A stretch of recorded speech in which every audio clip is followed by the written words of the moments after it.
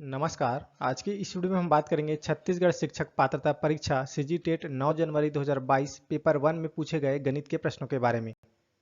गणित से पूछा गया प्रश्न है, संख्या पद्धति की सोपान क्रमिक श्रृंखला को प्रदर्शित करने के लिए कौन सा क्रम सही है, जहां n प्राकृत संख्याएं, w पूर्ण संख्याएं, q परिमेय संख्याएं और z पूर्णांक संख्याएं हैं। प्राकृत संख्याएं जैसे 1, 2, 3, 4, 5, 6, 7 आदि को प्राकृत संख्या कहते हैं। इसी तरह से पूर्ण संख्या, प्राकृत संख्या में अगर 0 को ऐड कर दिया जाए तो पूर्ण संख्या कहलाती है, जैसे 0, 1, 2, 3, 4, 5, 6, 7 आदि। परिमेय संख्या है जैसे 5/6, 7/5 आदि परिमेय संख्या है। पूर्णांक संख्या है, यदि पूर्ण संख्या में ऋणात्मक अंक को जोड़ दिया जाए तो वो पूर्णांक संख्याएं कहलाती है, जैसे ऋण 3, ऋण 2, ऋण 1, 0, 1, 2, 3, 4, 5, 6, 7 आदि। तो यहाँ इसका सही क्रम हो जाएगा, पहले प्राकृत संख्या है, उसके बाद पूर्ण संख्या है, उसके बाद पूर्णांक संख्या है, उसके बाद हो जाएगा परिमेय संख्या है। इस तरह से इसका सही आंसर है ऑप्शन सी। अगला प्रश्न, दो विषम संख्याओं का योग एक सम संख्या है, इसे आप कैसे सिद्ध करेंगे? तो इसका सही आंसर है ऑप्शन सी, तर्क से। अगला प्रश्न है, गणित सीखने की प्रक्रिया आसान हो सकती है यदि? इसका सही आंसर है ऑप्शन ए, सोपान क्रमिकता के आधार पर शिक्षण योजना बनाई जाए। अगला है, कक्षा 4 में एक शिक्षक विद्यार्थियों को 3476 और 937 का योग करने के लिए कहता है। एक छात्र प्रश्न के उत्तर में निम्नानुसार प्रक्रिया करता है। इस तरह से प्रक्रिया करता है। यह प्रतिक्रिया यह दर्शाती है कि बच्चे में खाली स्थान की कमी है। देखिए यहाँ पास स्थानीय मान को गलत लिखा है, मतलब पहले यहाँ 7 यहाँ पास होता, 3 यहाँ पास और 9 यहाँ पास, मतलब इस विद्यार्थी में स्थानीय मान की अवधारणा की कमी है, इसलिए इसे गलत लिखा गया है। इस तरह से इसका सही आंसर है ऑप्शन बी, स्थानीय मान की अवधारणा। यह प्रतिक्रिया यह दर्शाती है कि बच्चे में स्थानीय मान की अवधारणा की कमी है। अगला प्रश्न, निम्नलिखित का मिलान करें। कॉलम 1 और कॉलम 2 का मिलान करना है। तो ए में लिखा है 7/12 का तुल्य भिन्न है। तो 7 और 12 मतलब अंश और हर में 3 का गुना करेंगे तो हो जाएगा 7 × 21 और ये हो जाएगा 12 × 36। इस तरह से इसका सही मिलान हो जाएगा 3 21/36। इसी तरह से 9/15 का तुल्य भिन्न है। तो देखिए इसमें चौथे वाले में 3/5 अंश और हर में 3 का गुना करेंगे तो हो जाएगा 3 × 9 और ये हो जाएगा 3 × 5 15। इस तरह से बी का मिलान हो जाएगा चौथा में। और सी में लिखा है 7/11 है, तो इसका मिलान हो जाएगा ए में, उचित भिन्न। उचित भिन्न उसे कहते हैं जिसमें अंश का मान हर के मान से कम हो। तो देखिए सी में अंश का मान 7 है और हर का मान 11 है, मतलब अंश का मान हर के मान से कम है। इस तरह से के जो भिन्न है उसे हम उचित भिन्न कहते हैं। डी में लिखा है 19/5, तो इसका मिलान हो जाएगा 2 में, अनुचित भिन्न में। अनुचित भिन्न उसे कहते हैं जिसमें अंश का मान हर के मान से ज़्यादा हो। देखिए यहाँ पर लिखा है अंश में 19 और हर में लिखा है 5, तो 19 अंश का मान 5 हर के मान से बड़ा है, तो इसे हम अनुचित भिन्न कहते हैं। इस तरह से इसका सही आंसर हो जाएगा ऑप्शन बी। अगला प्रश्न, हल करिए। 1/2 ऋण 2 2-3 गुना 20/2 को हल करना है। तो इसे एक बार और यहाँ पास लिख लेंगे तो ये हो जाएगा 1/2 ऋण 2 2-3 गुना 20/2। तो यहाँ 2 और 3 को जोड़ेंगे तो हो जाएगा 5, और 5 को ऋण 2 से गुना करेंगे तो हो जाएगा ऋण 10, और ऋण 10 को 20 से गुना करेंगे तो हो जाएगा ऋण 200। इस तरह से ये हो जाएगा 1/2 ऋण 200/2। अब ऋण 200 को 2 से भाग देंगे तो हो जाएगा ऋण 100, तो हो जाएगा 1/2 गुणित ऋण 100। अब ऋण 100 को 2 से भाग देंगे तो यह हो जाएगा ऋण 50। इस तरह से इसका सही उत्तर है ऑप्शन सी, ऋण 50। अगला प्रश्न, निम्नलिखित में से कौन सा प्रतिशत 0.275 के बराबर है? तो 0.275 को इस ऑप्शन के अनुसार प्रतिशत में बदलना है। तो प्रतिशत में बदलने के लिए इसे 100 से गुना कर देंगे तो 0.275 गुणित 100 करेंगे तो यह हो जाएगा 27.5%, जो कि ऑप्शन ए में दिया गया है। अगला प्रश्न है, 450 रुपये राशि पर 4.5% वार्षिक दर से साधारण ब्याज द्वारा 81 रुपये प्राप्त करने के लिए कितना समय लगेगा? तो साधारण ब्याज बराबर होता है मूलधन गुणित दर गुणित समय बटे 100। मान रख देते हैं साधारण ब्याज दिया है 81 रुपये, मूलधन है 450 रुपये, ब्याज दर है 4.5, समय ज्ञात करना है और यहाँ पर बटे 100 हो जाएगा। तो समय बराबर हो जाएगा, ये 81 से गुना 100 हो जाएगा और ये जो है ये नीचे बटे में आ जाएगा। तो हो जाएगा समय बराबर 81 गुणित 100 बटे 450 गुणित 4.5। इन सब कुछ जब सॉल्व करेंगे तो यहाँ पर आ जाएगा 4। इस तरह से समय बराबर 4 वर्ष, जो कि ऑप्शन बी में दिया गया है। अगला प्रश्न है, एक वस्तु जब 5% के लाभ पर बेची जाती है तो 5% की हानि पर बेचे जाने से 15 रुपये अधिक प्राप्त होते हैं, क्रय मूल्य होगा।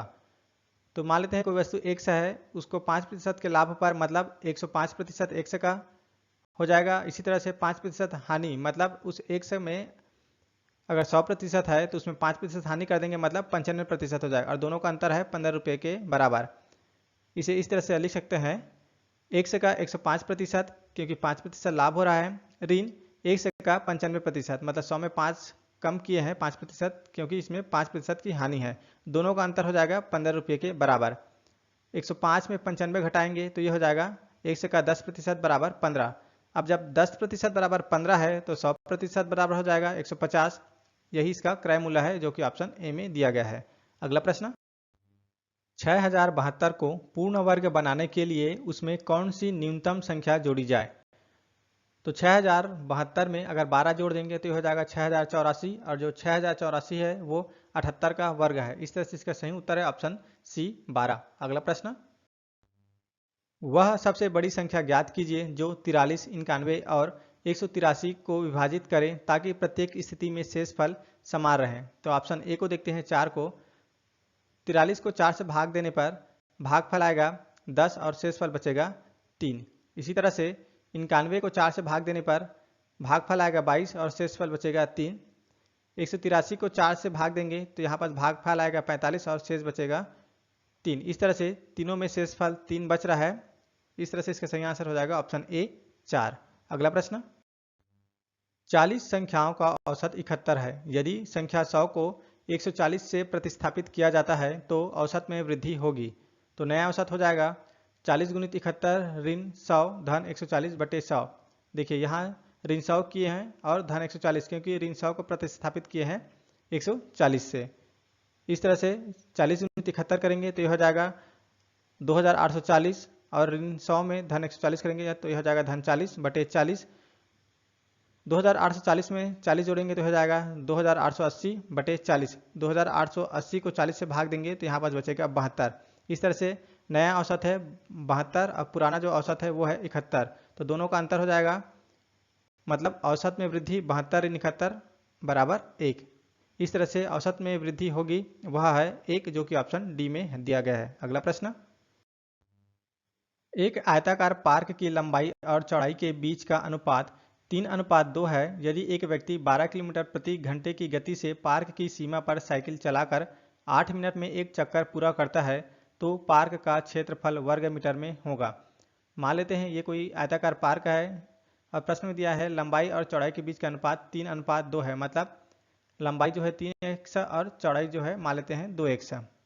प्रश्न में दिया है यदि एक व्यक्ति 12 किलोमीटर प्रति घंटे की गति से पार्क की सीमा पर साइकिल चलाकर 8 मिनट में एक चक्कर पूरा करता है तो पार्क का क्षेत्रफल वर्ग मीटर में होगा। मतलब मीटर में निकालना है। प्रश्न में यहाँ पर 12 किलोमीटर प्रति घंटे में, तो 12 किलोमीटर प्रति घंटे को हम मीटर प्रति मिनट में बदल देंगे तो ये हो जाएगा 12 किलोमीटर प्रति घंटे को मीटर प्रति मिनट में बदलने के लिए, जैसे 12 किलोमीटर है तो उसे 1000 से गुना कर देंगे तो हो जाएगा मीटर में बदल जाएगा। इसी तरह से प्रति घंटा है तो 60 से गुना कर देंगे नीचे में तो हो जाएगा मिनट में, क्योंकि 1 घंटा में 60 मिनट होता है। तो हो जाएगा 12 कम 12, 12 पंचे 60 और 1000 को अगर 5 से भाग देंगे तो हो जाएगा 200। इस तरह से 12 किलोमीटर प्रति घंटा को हम मीटर प्रति मिनट में बदलेंगे तो हो जाएगा 200 मीटर प्रति मिनट। पार्क का परिमाप हो जाएगा इस तरह से, क्योंकि जो है वो साइकिल चलाकर 8 मिनट में एक चक्कर पूरा करता है तो हो जाएगा 200 मीटर प्रति मिनट गुणित 8 करेंगे तो ये हो जाएगा पार्क का परिमाप। अब परिमाप होता है इन चारों भुजाओं का योग, तो ये हो जाएगा 3x धन 2x धन 3x धन 2x बराबर ये हो जाएगा 8 दूनी 1600। इन सबको जोड़ेंगे तो ये हो जाएगा 3 2 5 3 8 2 10 x, तो 10x बराबर 1600। इस तरह से x बराबर हो जाएगा 160। और आयत का क्षेत्रफल बराबर होता है लंबाई गुणित चौड़ाई। लंबाई है 3x, चौड़ाई है 2x। मारक देखते हैं तो इस तरह से क्षेत्रफल बराबर हो जाएगा 3x गुणित 2x, तो ये हो जाएगा क्षेत्रफल बराबर 6x का वर्ग। x बराबर निकाले यहाँ पर 160, मारक देते हैं तो हो जाएगा क्षेत्रफल बराबर 6 गुणित x का वर्ग है और x बराबर है 160, तो ये हो जाएगा x का वर्ग है तो 2 बार लिख देंगे 160 गुणित 160। जब हम 6 गुणित 160 करेंगे तो ये हो जाएगा 1,53,600। इस तरह से पार्क का क्षेत्रफल वर्ग मीटर में होगा 1,53,600 वर्ग मीटर, जो कि ऑप्शन बी में दिया गया है। अगला प्रश्न, 24 सेंटीमीटर, 9 सेंटीमीटर एवं 8 सेंटीमीटर विमाओं वाले एक घनाभ को पिघलाया जाता है और 3 सेंटीमीटर भुजा वाले छोटे घन बनाए जाते हैं। इस प्रकार के ऐसे कितने घन बनाए जा सकते हैं? तो इस तरह से कोई बड़ा घनाभ है जिसकी विमा है 24 सेंटीमीटर, 9 सेंटीमीटर और 8 सेंटीमीटर। इसे पिघलाकर 3 सेंटीमीटर भुजा वाले छोटे घन बनाया जाता है। इस प्रकार के घनों की संख्या है, तो इस तरह से बनाए गए छोटे घनों की संख्या हो जाएगा घनाभ का आयतन बटे घन का आयतन। तो मार देते हैं, घनाभ का आयतन बराबर हो जाएगा ये 24 गुणित 9 गुणित 8 बटे घन का आयतन बराबर हो जाएगा 3 गुणित 3 गुणित 3। ये हो जाएगा 3 त्रिक 9 और ये 9 और ये 9 कट गया। इसी तरह से 3 एकम 3, ये हो जाएगा 3 अट्ठे 24 और 8 गुणित 8 करेंगे तो हो जाएगा 8 अट्ठी 64। इस तरह से बनाए गए छोटे घनों की संख्या है 64, जो कि ऑप्शन ए में दिया गया है। अगला प्रश्न, एक घन की कोर 7 सेंटीमीटर है और एक दूसरा घन का कोर 14 सेंटीमीटर है। उनके सतह के क्षेत्रों का अनुपात है। तो घन का क्षेत्रफल बराबर होता है 6 गुणित कोर का वर्ग या 6 गुणित भुजा का वर्ग। तो मान लेते हैं एक छोटा घन है जिसका कोर है 7 सेंटीमीटर और एक बड़ा घन है जिसके कोर है 14 सेंटीमीटर। प्रश्न पूछा है उनके सतह के क्षेत्रों का अनुपात क्या है? तो ये हो जाएगा 7 सेंटीमीटर कोर वाले घन का क्षेत्रफल बटे 14 सेंटीमीटर कोर वाले घन का क्षेत्रफल बराबर ये हो जाएगा 6 गुणित भुजा का वर्ग, तो 6 छोटे घन है 7, तो मतलब भुजा है 7 गुणित 7 हो जाएगा, वर्ग करना है 6 गुणित भुजा का वर्ग बटे 14 सेंटीमीटर कोर वाले घन का क्षेत्रफल मतलब 6 गुणित भुजा का वर्ग करेंगे तो हो जाएगा 14 गुणित 14। ये 6 कट गया, ये हो जाएगा 7 एकम 7 7 दूनी 14। इसी तरह 7 एकम 7 7 दूनी 14 मतलब 1/4। इस तरह से ये हो जाएगा 1/4 मतलब 1:4। इस तरह से उनके सतह के क्षेत्रों का अनुपात हो जाएगा 1:4, जो कि ऑप्शन बी में दिया गया है। अगला प्रश्न, 4,800 रुपये को पी, क्यू एवं आर में इस प्रकार विभाजित किया जाता है कि P का हिस्सा Q तथा R के संयुक्त हिस्से का 5/11 है। Q का हिस्सा R एवं P के संयुक्त हिस्से का 3/13 है, अतः R को प्राप्त होगा। तो प्रश्न में दिया है P का हिस्सा Q तथा R के हिस्से का 5/11 है, मतलब अगर Q प्लस R को इस साइड लाएंगे तो यह हो जाएगा P बटे Q प्लस R बराबर 5/11, मतलब P बराबर 5 अनुपात और Q धन R बराबर 11 अनुपात। इसी तरह से प्रश्न में दिया है Q का हिस्सा R एवं P के संयुक्त हिस्से का 3/13 है, तो यह हो जाएगा Q का हिस्सा R धन P के हिस्से का 3/13 है। R प्लस P को इस साइड लाएंगे तो ये बटे में चला जाएगा। इस तरह से ये हो जाएगा Q बटे R प्लस P बराबर 3/13, मतलब Q का अनुपात हो जाएगा 3 और R धन P का अनुपात हो जाएगा 13। इस तरह से ये हो जाएगा P धन Q धन R बराबर 5 धन 11। देखिए यहाँ लिखा है P की जगह रख देंगे 5 अनुपात, तो हो जाएगा 5, और Q धन R, तो Q धन R की जगह रख देंगे हम 11 अनुपात, तो हो जाएगा 5 धन 11 बराबर हो जाएगा 16। 5 और 11 को जोड़ेंगे तो हो जाएगा 16। इस तरह से P धन Q धन R का अनुपात हो जाएगा 16 अनुपात। आप इसे इस वाले में ही दे सकते हैं, नीचे वाले में, जैसे यहाँ पर Q का अनुपात है 3 और R धन P का अनुपात है 13, तब भी 16 आएगा। देखते हैं, जैसे Q धन R धन P, मतलब Q की जगह रख देंगे हम 3 और जो R धन P बराबर 13 है, तो यह हो जाएगा R धन P बराबर 13 अनुपात रहेंगे, तो यह हो जाएगा 13 3 16। इस तरह से P धन Q धन R के अनुपात को जोड़ेंगे तो यह हो जाएगा 16। अब देखिए यहाँ पास हो जाएगा P बराबर 5 अनुपात यहाँ पास दिया है, Q बराबर 3 अनुपात, देखिए Q बराबर 3 यहाँ पास दिया है। इस तरह से R बराबर हो जाएगा, P धन Q को घटा देंगे तो P Q और R का तीनों को जोड़ने पर अनुपात हुआ है 16 ऋण यहाँ पास P धन Q, तो यह हो जाएगा P धन Q। तो P धन Q मतलब P है 5 और Q है 3, तो 5 धन 3 करेंगे तो हो जाएगा 5 3 8 और 16 में 8 घटाएंगे तो यहाँ पास बचेगा 8। इस तरह से P बराबर 5 अनुपात, Q बराबर 3 अनुपात और R बराबर 8 अनुपात।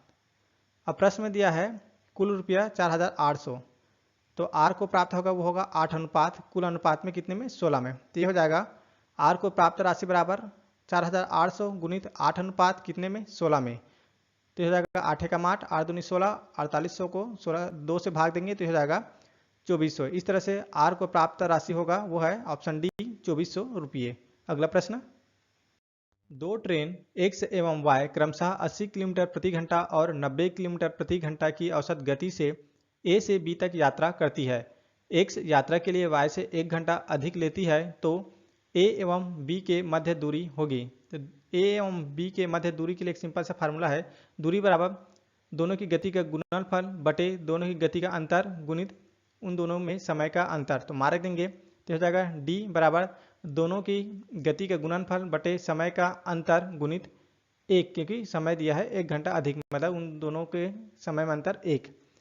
तो 80 गुणित 90 करेंगे तो हो जाएगा 9 8 72, मतलब 7200। 90 में 80 घटाएंगे तो हो जाएगा 10, दोनों की गति का अंतर 10 गुणित समय 1 घंटा। तो ये हो जाएगा अब डी बराबर 7200 बटे 10, तो ये हो जाएगा 1 0 1 0 कट गया, तो डी मतलब दूरी बराबर 720 किलोमीटर, जो कि ऑप्शन बी में दिया गया है।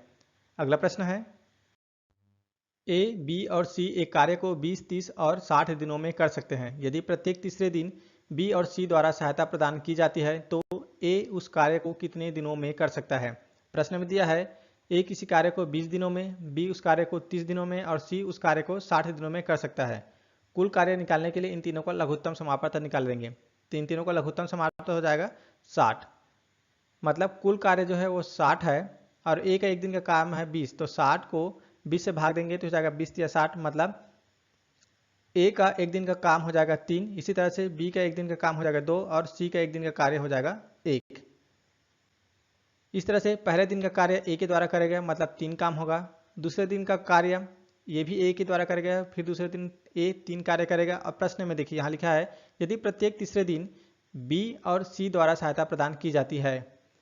इस तरह से तीसरे दिन का कार्य तीनों के द्वारा होगा, ए धन बी धन सी, और ए का एक दिन का कार्य है 3, बी का एक दिन का कार्य है 2 और सी का एक दिन का कार्य है 1। तो हो जाएगा ए धन बी धन सी, मतलब 3 धन 2 धन 1, तो हो जाएगा 3 2 5 और 1 6। तो तीसरे दिन का कार्य मतलब 6 काम।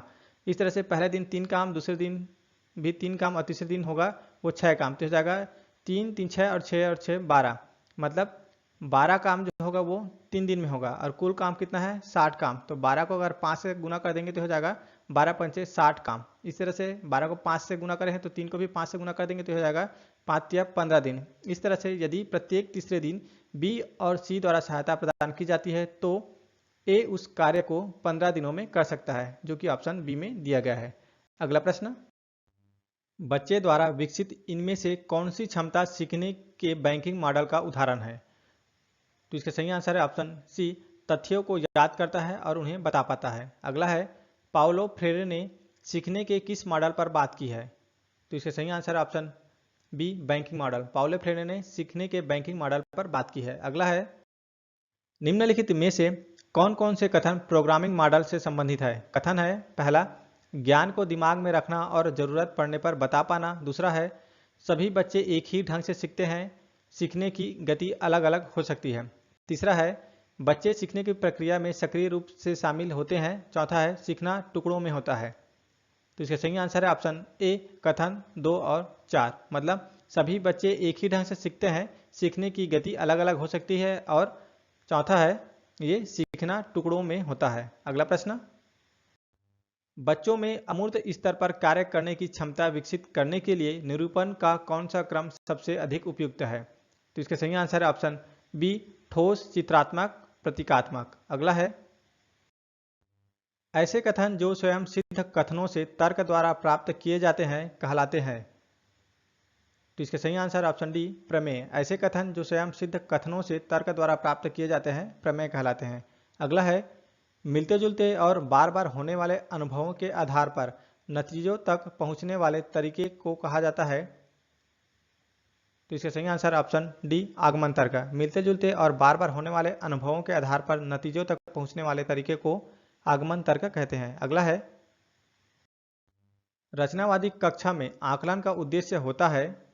पहला, बच्चों को सोचने के लिए प्रेरित करना। दूसरा, सीखने में उनकी मदद करना। तीसरा, वे किस तरह सोच रहे हैं यह समझने में शिक्षक की मदद करना।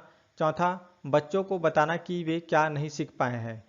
तो रचनावादी कक्षा में आकलन का उद्देश्य होता है, इसका आंसर है ऑप्शन ए 1, 2, 3, मतलब बच्चों को सीखने के लिए प्रेरित करना, सीखने में उनकी मदद करना और वे किस तरह सोच रहे हैं यह समझने में शिक्षक की मदद करना। अगला है सही कथन चुनिए। तो इसका सही आंसर है ऑप्शन डी, अवधारणा की समझ होने पर बच्चे हल करने की प्रक्रिया स्वयं ढूंढ सकते हैं। अगला है 1 किलोग्राम बराबर है। तो इसका सही आंसर ऑप्शन सी 1000 ग्राम। 1 किलोग्राम बराबर होता है 1000 ग्राम। अगला है बच्चों की गलतियां सीखने में मददगार है, यह विचार किसने दिया। इसका सही आंसर है ऑप्शन डी, पियाजे ने। बच्चों की गलतियां सीखने में मददगार है, यह विचार पियाजे के द्वारा दिया गया है। अगला है सीखने के मॉडल में कौन कौन सी बातें सम्मिलित होती है। पहला, सीखने का अर्थ क्या है इसकी समझ। दूसरा, विषय वस्तु की प्रकृति की समझ। तीसरा है सीखने की विधियों की समझ और चौथा है बच्चे कैसे सीखते हैं इसकी समझ। तो सीखने के मॉडल के लिए इसका सही आंसर हो जाएगा ऑप्शन बी 1, 2, 4, मतलब सीखने का अर्थ क्या है इसकी समझ, विषय वस्तु की प्रकृति की समझ और बच्चे कैसे सीखते हैं इसकी समझ। अगला है रचनावादी कक्षा की विशेषताएं हैं। पहला, शिक्षक खोजबीन करने में बच्चों की मदद करते हैं।